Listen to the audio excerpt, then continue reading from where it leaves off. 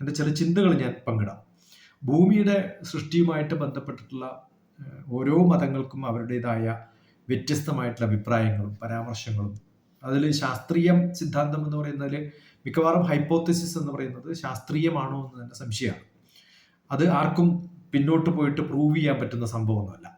അപ്പോൾ അത് അനലൈസ് ചെയ്യാം, അതിൽ ലോജിക്ക് ഉണ്ടോ എന്ന് കണ്ടുപിടിക്കാം. എൻ്റെ ലോജിക്ക് ആവണമെന്നില്ല, ബാക്കിയുള്ളവരുടെ ലോജിക്ക്, അവരവരുടെ ലോജിക്കുകളിൽ പലതും പറയും. അത് ക്വാണ്ടം ഫിസിക്സ് പോലും അങ്ങനെയാണ്. ഈ കാലത്ത് അതിന് ചോദ്യം ചെയ്യുന്നവരും, ഭൂമി ഉരുണ്ടതല്ല പരന്നിട്ടാണെന്ന് പറയുന്നവരും, അത് പ്രൂവ് ചെയ്യാനൊക്കെ ബുദ്ധിമുട്ടുള്ള കാര്യങ്ങളൊന്നുമല്ല. പക്ഷെ എന്നാലും അതൊരു ഡിസ്കഷന് വേണ്ടിയിട്ട് പലരും പറയാറുള്ള കുറേ സംഭവങ്ങൾ അങ്ങനെയുണ്ട് സയൻസിൽ. അതുകൊണ്ട് സയൻസ് എന്ന് പറയുന്നത് സ്ഥായിയാണെന്നോ സയന്റിഫിക് ആണെന്നോ സയൻസിൽ പ്രൂവ് ചെയ്യാത്തതൊക്കെ സയൻസ് അല്ല എന്നോ ഒന്നും പറയാൻ പറ്റില്ല. വളരെ സയന്റിസ്റ്റ് ആയിട്ടുള്ള ആൾക്കാർ ഗ്ലോബൽ വാർമിംഗ് ഉണ്ടെന്ന് പറയും, അതില്ല എന്ന് പറയുന്ന കുറേ ഗ്രൂപ്പ് സയന്റിസ്റ്റുകളുടെയും എനിക്കറിയാം. അപ്പോൾ ഇത് ബൈബിളിന്റെ കാര്യം പറയുമ്പോഴും, രാമായണത്തിന്റെ കാര്യം, മഹാഭാരതം പറഞ്ഞാലും, ഭാഗവതം പറഞ്ഞാലും, വേദം പറഞ്ഞാലും, ഇതൊക്കെ പറയുമ്പോൾ ഇത് പുതിയ നിയമമാണോ, അതേ പഴയ നിയമമാണോ, ലോക സൃഷ്ടിയിൽ വ്യത്യസ്തമായ രീതിയിൽ അവതരിപ്പിക്കുമ്പോൾ തന്നെ അറിയാം ഇതിൽ എന്തോ ഒരു കോൺട്രഡിക്ഷൻ ഉണ്ട്. അത് പൗരാണികമായിട്ടുള്ള ഗ്രന്ഥമാണ്, അത് പുരാണമാണ്, ഇതിഹാസമാണ്. ഇതൊന്നും ആ കാലഘട്ടത്തിൽ ആ പോയിന്റ് ഇരിക്കുമ്പോൾ അയാൾ പറയുന്നതാണ് ഇതിഹാസം, ആരോ പറഞ്ഞു കേട്ടിട്ടുള്ളത് പകർത്തിയെടുക്കുമ്പോഴാണ് ഇപ്പോൾ പുരാണമാവുന്നത്. അപ്പോൾ ആ സൃഷ്ടിയെ പറ്റിയുള്ള ഒരു പ്രത്യേക ദർശനം എന്ന് പറയുന്നത് ആ കാലഘട്ടത്തിൽ അവർക്കുണ്ടായിരുന്ന ദർശനങ്ങളാണെന്ന് മാത്രമേ പറയാൻ പറ്റുള്ളൂ. ഇപ്പം ബൈബിളിൽ സൃഷ്ടിയുടെ പരാമർശം പുരാതന നിയമം അല്ലെങ്കിൽ ഓൾഡ് ടെസ്റ്റ്മെന്റിൽ പറയുന്നത് ഒരു സൃഷ്ടി ഊർജത്തിന്റെ അടിസ്ഥാനത്തിൽ വളരെ വലിയൊരു പ്രക്രിയയായിട്ട് കാണും. അത് ബിഗ് ബാങ് ആണെന്നൊക്കെ നമുക്ക് പറയാൻ വേണമെങ്കിൽ, യഹൂദ എന്ന ആശയം ഒരു ദിവ്യ ഊർജത്തിന്റെ സൃഷ്ടിയിൽ പകർന്ന ഒരു സമന്വയമായി നടക്കുന്ന സംഭവങ്ങളാണെന്നും, പുതിയ നിയമം പറയുന്ന സമയത്ത് സൃഷ്ടിയെ 6 ദിവസങ്ങളിലും അത് കഴിഞ്ഞ് 7ാമത്തെ ദിവസം കിടന്നുറങ്ങി എന്നൊക്കെ പറയുന്ന ഒരു തരത്തിലൊരു ദിവ്യപ്രകാശം കണ്ടു എന്നൊക്കെ പറയുന്ന ഒരു സംഭവം ഉണ്ടല്ലോ. മറ്റു ദിവസങ്ങളിൽ ആകാശവും ഭൂമിയും സസ്യങ്ങളും ഒക്കെ സൃഷ്ടിച്ചു, 7ാം ദിവസം ദൈവം വിശ്രമിച്ചു. എന്നിട്ട് 8ാം ദിവസം രണ്ടാമത് സംഭവിച്ചോ ആണെന്നോ നടന്നോ എന്ന് എനിക്കറിയില്ല. ഓക്കെ, ഇതൊക്കെ ഓരോ തരത്തിലുള്ള ചിന്തകളാണ്. ആ ചിന്തകൾക്കൊന്നും വലിയ പ്രാധാന്യം എനിക്കറിയില്ല. സയന്റിഫിക് ആണോ, അത് രസകരമായിട്ടുള്ളൊരു കഥ പോലെയൊക്കെ പറഞ്ഞു കൊടുക്കാൻ പറ്റുന്നൊരു സംഭവം എന്നൊക്കെ പറയും. ബിഗ് ബാങ് സിദ്ധാന്തം പോലും അങ്ങനെയാണ് പലപ്പോഴും.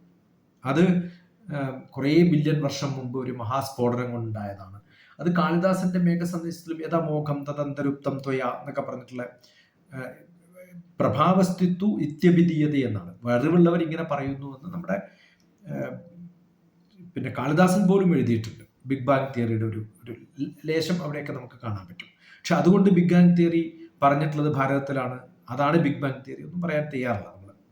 പാർട്ടിക്കിൾ ഫിസിക്സ് വെച്ചിട്ട് ഇപ്പം സേൺ എന്ന് പറയുന്ന സംഭവങ്ങളിലൊക്കെ ഇത്തരം എക്സ്പെരിമെന്റ് ഒക്കെ കണ്ടക്ട് ചെയ്യാൻ ശ്രമിക്കുകയും സ്ഫോടനങ്ങൾ ഉണ്ടാക്കാൻ തുടങ്ങുകയും അതൊക്കെ പൊട്ടിത്തെറിച്ച് പാളിസായി പോവുകയൊക്കെ ചെയ്തിട്ടുള്ള കാര്യങ്ങളാണ്. അപ്പോൾ ഫിസിക്സിലും പലതും നമുക്ക് പ്രൂവ് ചെയ്യാനോ അല്ലെങ്കിൽ ഡിസ്പ്രൂവ് ചെയ്യാനോ അത്ര എളുപ്പമുള്ള സംഭവമൊന്നുമല്ല. അപ്പോൾ ഹിന്ദു പുരാണ ദർശനങ്ങളിൽ, വേദങ്ങളിലായാലും പുരാണങ്ങളിലൊക്കെ ഋഗ്വേദങ്ങളിൽ നസദീയ സൂക്തം എന്ന് പറയുന്നത് യദന്തരുപ്തം ത്വയ എന്ന് പറയുന്ന ആ ഭാഗം, അതിൽ നിന്നാണ് കൃത്യമായിട്ട് ചിലപ്പം കാളിദാസൻ എഴുതിയിട്ടുണ്ടാവുക നമുക്ക് വേണമെങ്കിൽ പറയാൻ പറ്റും. ഇപ്പോൾ ലോക സൃഷ്ടി എന്ന് പറയുന്നത് ഒരു സമഗ്രമായ ഒരു വിഷയമാണ്. അതിൽ വ്യത്യസ്തമായ ഭാവങ്ങളിലും തോതുകളിലും വ്യത്യസ്തമായ കോണുകളിലും പലർക്കും അഭിപ്രായങ്ങൾ പറയാൻ പറ്റും. അപ്പോൾ ആദിയിൽ നിന്നുണ്ടായതാണ്, ദൈവം അല്ലാതെ ശൂന്യതയിൽ നിന്ന് ബ്രഹ്മാണ്ട് ഉണ്ടാക്കിയതല്ല, ശബ്ദത്തിൽ നിന്ന്. ആ ശബ്ദത്തിന്റെ പ്രകരണങ്ങൾ കൊണ്ട് അതിൽ നിന്ന് ചെറിയ പാർട്ടിക്കിൾ ഉണ്ടായി, ആ പാർട്ടിക്കിളാണെന്നൊക്കെ പറയാറുണ്ട്.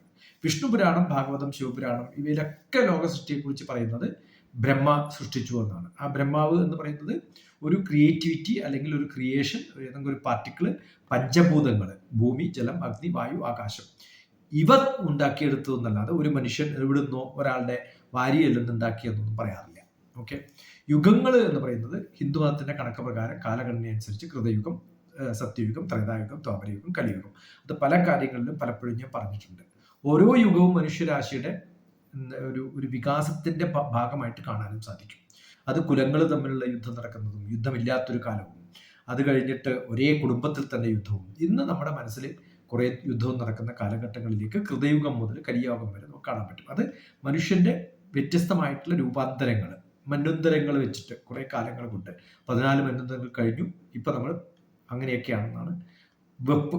അപ്പൊ ഇപ്പോൾ എത്ര വർഷങ്ങൾ കഴിഞ്ഞു? 198 കോടി വർഷങ്ങൾ. അത് ഏകദേശം സയന്റിഫിക് ആയിട്ട് 192 കോടി വർഷങ്ങൾ എന്ന് പറയുന്നതിന് അടുപ്പിച്ച് നമുക്ക് എത്തിക്കാൻ സാധിക്കുന്ന ഒരു സത്യം നമ്മുടെ യുഗങ്ങളുടെ കാലഘട്ടവും ഇന്നത്തെ ആധുനിക ജിയോഫിസിക്കൽ ജിയോളജിക്കൽ പ്ലേറ്റ് മൂവ്മെന്റ്സ് ഒക്കെ വെച്ചിട്ട് പറയുന്ന സംഭവങ്ങളൊക്കെ നോക്കുമ്പോൾ ഏകദേശം കൃത്യമാണ്, നമുക്ക് മനസ്സിലാവും. പിന്നെ ശാസ്ത്രവും, ഇത് ശാസ്ത്രമാണോ എന്ന് ചോദിച്ചാൽ ഞാൻ പറഞ്ഞല്ലോ, ഇതും ഹൈപ്പോത്തിസിസ് ആണ്, അതും ഹൈപ്പോത്തിസിസ് ആണ്, നമ്മൾ വിശ്വസിക്കുന്നു, അത് പ്രൂവ് ചെയ്തു അല്ലെങ്കിൽ കുറച്ച് സയന്റിഫിക് ആയിട്ട് ഒബ്സർവേഷൻസ് വെച്ചിട്ട് ഇത് പറയുന്നു എന്നല്ലാതെ കൃത്യമായിട്ട് ലോകത്തിന്റെ കാലം ഇന്ന കാലമാണ് ഇങ്ങനെയുണ്ടായതെന്ന് പറയാൻ വളരെ വളരെ ബുദ്ധിമുട്ടായിരിക്കും.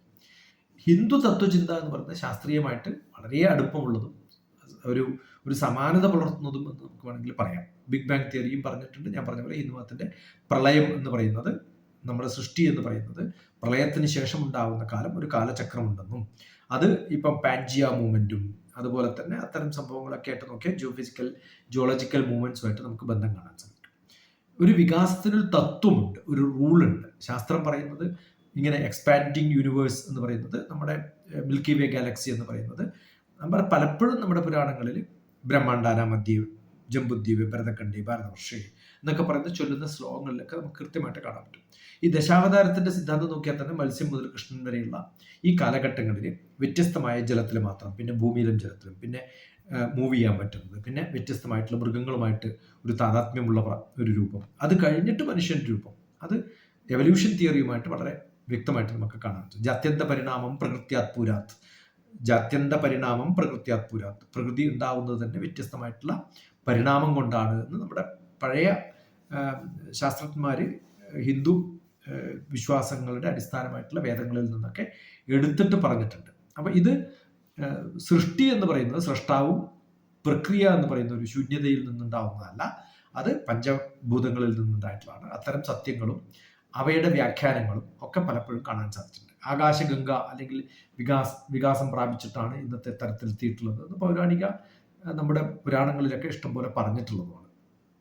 ഈ ലോക സൃഷ്ടിയെക്കുറിച്ചുള്ള പൗരാണികമായ കാഴ്ചപ്പാടുകളും ശാസ്ത്രീയമായ സിദ്ധാന്തങ്ങളും പല സ്ഥലത്തും മാനസികമായ വൈവിധ്യങ്ങളോടുകൂടി ചിന്തിക്കുമ്പോൾ വ്യത്യസ്തമായിട്ട് കാണാമെങ്കിലും അതിലൊക്കെ എന്തോ ഒരു കണ്ണി എവിടെയൊക്കെ ഉണ്ട് എന്ന് നമുക്ക് കാണാൻ സാധിക്കും. അതുകൊണ്ട് വ്യാഖ്യാനങ്ങളും ചിന്തകളും സൃഷ്ടികളും പരസ്പരമായിട്ട് പൂർണ്ണമായിട്ട് വ്യത്യസ്തമാണെന്നല്ല, അവ തമ്മിൽ എവിടെയൊക്കെയോ ചിലയിടങ്ങളിലൊക്കെ ബന്ധമുണ്ടെന്ന് നമുക്ക് കാണാൻ സാധിക്കുന്ന വലിയൊരു സംഭവം തന്നെയാണ്.